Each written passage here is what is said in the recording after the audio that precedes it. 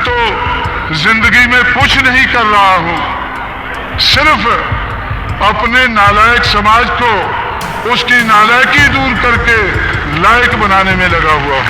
विपक्ष की छाती पर बटन दबेगा हाथी पर।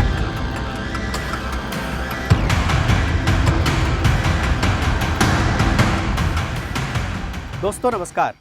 उत्तर प्रदेश की सियासत भी बड़ी अजीब है। इसी उत्तर प्रदेश में एक नारा लगाया गया, मिले मुलायम काशीराम, हवा में उड़ गए जय श्री राम। फिर गेस्ट हाउस कांड हुआ, काशीराम मुलायम सिंह यादव के रास्ते अलग अलग हो गए। फिर इसी उत्तर प्रदेश ने देखा कि अखिलेश यादव और मायावती एक हुए, एक साथ गठबंधन किया, और फिर इसी उत्तर प्रदेश ने देखा कि फिर दोनों में वही 36 का आंकड़ा हो गया। और आजकल फिर काशीराम की वजह से अखिलेश यादव और मायावती के रास्ते मतलब एक ही दिशा में बढ़ते हुए नजर आ रहे हैं। आप पूछेंगे कैसे? 15 मार्च को काशीराम जयंती है और उत्तर प्रदेश के इतिहास में काशीराम के गुजरने के 20 सालों के बाद वो दिन आ रहा है जब समाजवादी पार्टी ने फैसला किया है कि वो काशीराम दिवस बनाएगी। अब समाजवादी पार्टी एक दौर में काशीराम का नाम लेने से भी भागती थी। नाम लेने से उसे लगता था कि काशीराम का नाम अगर ले लिया तो उसका अपना जो कोर बेस वोटर है वो छिटक जाएगा उसके हाथ से।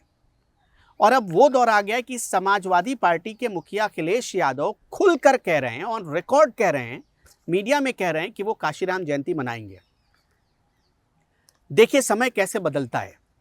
आज हम इसी बात को डिकोड करने की कोशिश करेंगे कि जिन काशीराम को समाजवादी पार्टी ने एक तरीके से अछूत मान लिया था, जिन काशीराम के निधन के बाद जब बीएसपी ने, मायावती ने ये मांग उठाई कि उनकी जयंती के मौके पर, उनकी पुण्यतिथि के मौके पर अवकाश होना चाहिए, राजकीय अवकाश होना चाहिए, और तत्कालीन मुलायम सिंह सरकार ने नामंजूर कर दिया था, उसी समाजवादी पार्टी को काशीराम की याद क्यों आने लगी है?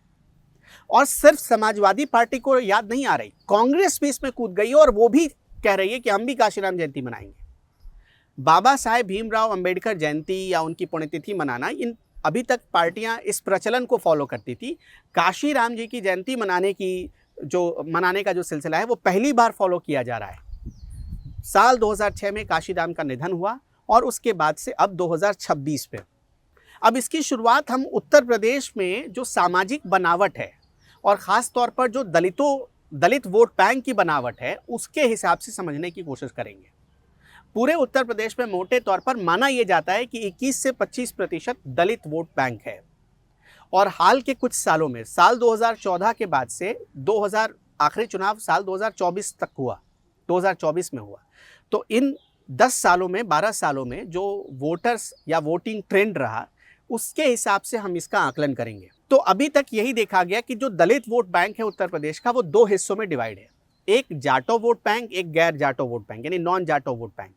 और ये जो जाटो वोट बैंक है उसका इलेक्शन पर इन्फ्लुएंस कुछ ज़्यादा है क्योंकि उसकी तादाद ज़्यादा है, करीब 56% के आसपास। मतलब दलितों की जितनी आबादी है उसमें करीब 56% जाटो वोटर्स हैं। नॉन जाटो जो बाकी बच जाते हैं 46% के आसपास, 44% के आसपास वो हैं। इसलिए जो जाटो वोटर्स हैं उनका बड़ा प्रभाव दिखा है। और 2014 से पहले तक ये जो जाटो वोटर था वो 80-90% तक बहुजन समाज पार्टी यानी मायावती के चेहरे पर वोट करने वाला वोटर था। लेकिन 2014 से ये पैटर्न, ये ट्रेंड बदल गया। ये जो वोटर है वो शुद्ध रूप से मतलब बदल गया बीजेपी की तरफ। बीजेपी की तरफ आने से बीएसपी को इसका नुकसान हुआ और बीजेपी को इसका फायदा हुआ। समाजवादी पार्टी ना फायदे में रही ना नुकसान में रही। ये जो नॉन जाटो वोटर्स था ये भी, इसका भी एक बड़ा हिस्सा बहुजन समाज पार्टी को 2014 के चुनाव से पहले तक वोट करता था। साल 2012 में जो चुनाव हुए थे उत्तर प्रदेश में, उसमें ये जो नॉन जाटो वोटर्स था ये समाजवादी पार्टी की तरफ ज़्यादा झुका था। लेकिन 2014 के बाद से ये पैटर्न भी बदला और नॉन जाटो वोटर्स का भी बड़ा हिस्सा बीजेपी की तरफ शिफ्ट हो गया। साल 2024 में जो लोकसभा का चुनाव हो रहा था उससे कुछ महीने पहले अखिलेश यादव ने नारा दिया पीडीए। अब पीडीए को जब आप डिकोड करेंगे तो बनता है अखिलेश यादव के मुताबिक पिछड़ा, दलित और अल्पसंख्यक। अब यहाँ पर आपको इतना तो समझ में आ गया होगा कि अखिलेश यादव पिछले 3 सालों से, करीब करीब 3 सालों से ये नारा लगा रहे हैं। उनके सामाजिक नारे में या उनके इलेक्शन वाले नारे में दलित को मुख्य रूप से जगह दी गई है। तो अखिलेश यादव इसकी कीमत, इसकी अहमियत समझ चुके हैं कि उनको क्या करना है, दलितों को कैसे खुश रखना है। साल 2024 में एक शगुफा कहिए या एक नैरेटिव कहिए जो पूरे उत्तर प्रदेश में चलाया गया। एक नहीं बल्कि 2 तरीके के नैरेटिव चलाए गए। राहुल गांधी अपनी सभाओं में एक लाल किताब, छोटी किताब लेकर घूमा करते थे, अगर आपको याद हो, और कहते थे कि बीजेपी सत्ता में आई तो संविधान बदल देगी। इसका बड़ा प्रभाव हुआ जाटो वोटर्स पर भी और नॉन जाटो वोटर्स पर भी। और इसके बड़े प्रभाव का असर क्या हुआ कि जो दलित वोटर्स थे उनके बीच एक मैसेज गया कि बीजेपी संविधान बदलेगी तो आरक्षण भी हमारा खतरे में आ जाएगा। और नतीजा ये हुआ कि समाजवादी पार्टी ने 17 कुल मिलाकर दलित उम्मीदवार उतारे, इसमें 7 उम्मीदवार जीत गए। इससे पहले 2019 में करीब 15 जो दलित उम्मीदवार जीते थे लोकसभा चुनावों में, वो बीजेपी के थे।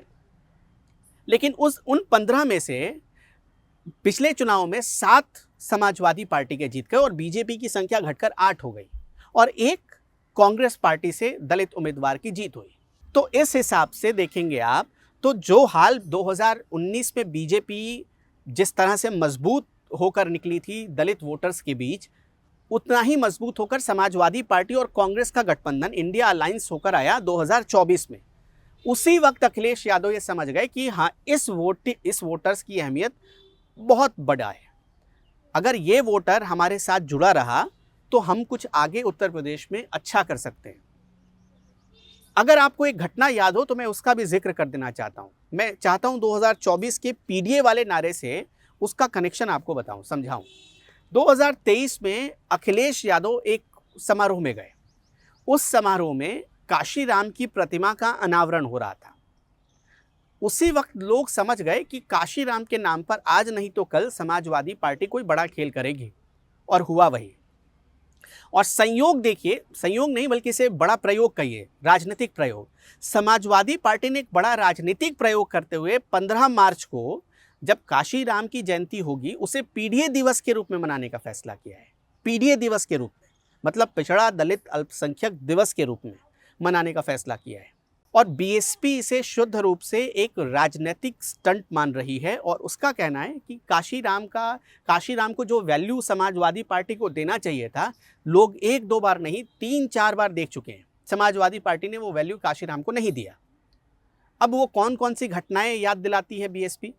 साल 1993 याद दिलाती है, जब इस साल 1993 से पहले ये नारा चला था, मिले मुलायम काशीराम हवा में उड़ गए जय श्री राम, अगर आपको याद हो तो। 93 में क्या हुआ कि काशीराम ने मुलायम सिंह यादव को एक मीटिंग की वजह से 4 घंटे इंतजार करवा दिया।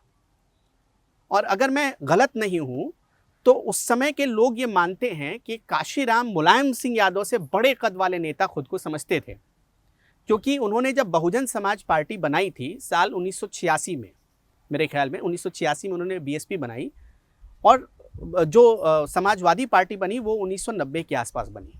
तो काशीराम ये मानते थे कि वो बड़े भाई की भूमिका में है उत्तर प्रदेश में, इसलिए मुलायम सिंह यादव को थोड़ा वो मतलब कम आंकते थे। उनको ये इल्म नहीं था कि मुलायम सिंह यादव इतने नाराज़ हो जाएंगे। तो वो 4 घंटे जो मुलायम सिंह यादव को उन्होंने इंतज़ार करवाया, उसका गुस्सा 1995 में गेस्ट हाउस कांड के तौर पर नजर आया। और गेस्ट हाउस कांड में भी काशीराम को बड़ा अपमानित महसूस होना पड़ा था। ये बार बार बीएसपी बताती है उत्तर प्रदेश की आवाम को, उत्तर प्रदेश की जनता को, खासतौर पर दलित वोटर्स को बताती रहती है। एक घटना और हुई, वो घटना थी साल 2006 में जब काशीराम का निधन हो गया।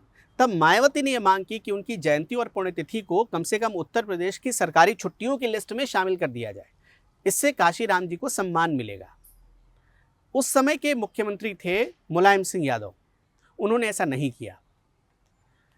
2007 में फिर चुनाव हुए, मायावती की सरकार आई, उन्होंने काशीराम की मूर्तियां लगवाई, और जैसे ही सरकार 2012 में बदली, फिर अखिलेश यादव के दौर में वो सारी मूर्तियां ढकवा दी गई, या उन मूर्तियों को कुछ इस तरह से उनके साथ सलूक किया गया जो मायावती के नज़रिए से ये मैसेज देने की कोशिश हुई कि काशीराम की अहमियत नहीं है उत्तर प्रदेश में।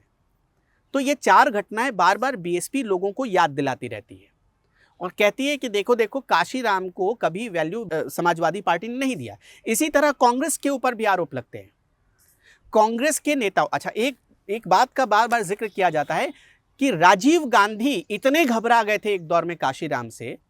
1984 का वो दौर याद दिलाया जाता है जब काशीराम ने साइकिल से राजनीति शुरू की। वो पंजाब के रहने वाले थे और पंजाब से उत्तर प्रदेश आए क्योंकि यहाँ दलित पॉलिटिक्स बड़ा चरम पर था, उनके लिए स्कोप दिखा। वो उत्तर प्रदेश आए और साइकिल से घूमकर राजनीति करते थे।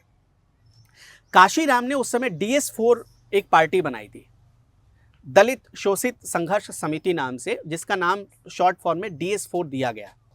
बाद में हालांकि उन्होंने BSP पार्टी बना ली, DS4 को हटाकर BSP बना लिया उन्होंने। उनके भाषणों में ब्राह्मणवाद के खिलाफ, राजीव गांधी सरकार के खिलाफ जिस तरह से हमले होते थे, सरकार बड़ी चिंतित रहने लगी थी, तत्कालीन सरकार।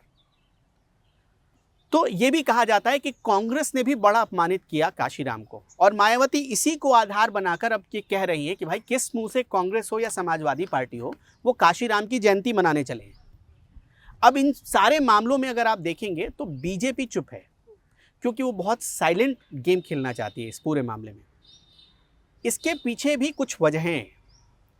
मैं वो लिस्ट लेकर आया हूं कि कैसे दलितों को खुश करने के लिए 2014 के बाद से और ख़ास तौर पर 2017 से अब तक उत्तर प्रदेश में स्कीम की भरमार आ गई दलितों को खुश करने के लिए, जिसमें विश्वकर्मा सम्मान, संत कबीरदास CM मित्र पार्क, अटल आवासीय विद्यालय, माता साबरी कैंटीन, संत रविदास लेदर पार्क, ये सारी योजनाएं, ऐसी करीब आधा दर्जन से ज़्यादा योजनाएं उत्तर प्रदेश में चलाई जा रही हैं, दलितों के लिए चलाई जा रही हैं, दलित छात्रों के लिए चलाई जा रही हैं, दलितों को स्वरोजगार से जोड़ने के लिए चलाई जा रही हैं।